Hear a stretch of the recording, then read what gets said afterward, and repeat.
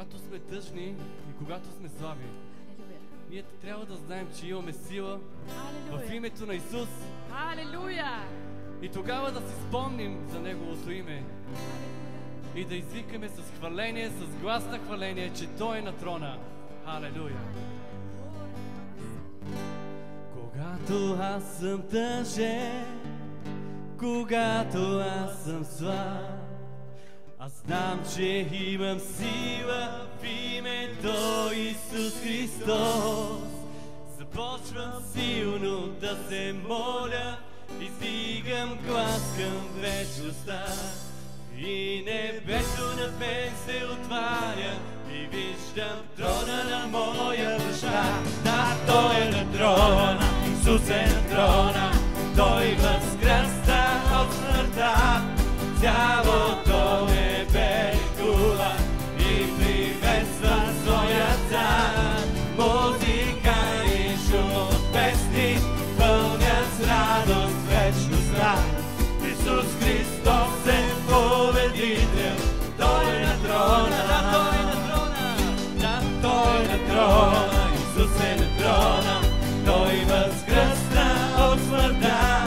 Цялото небе ликува и приветства своя цар. Музика и шум от песни пълнят с радост вечността. Исус Христос е победител, Той е на трона. Когато аз съм тъжен, когато аз съм слаб, знам, че има сила в името Исус Христос. Почвам силно да се моля, издигам глас към вечността. И небето над мен се отваря и виждам трона на моя баща. Да, Той е на трона, Исус е на трона, Той възкръсна от смъртта. Цялото небе ликува и приветства своя цар.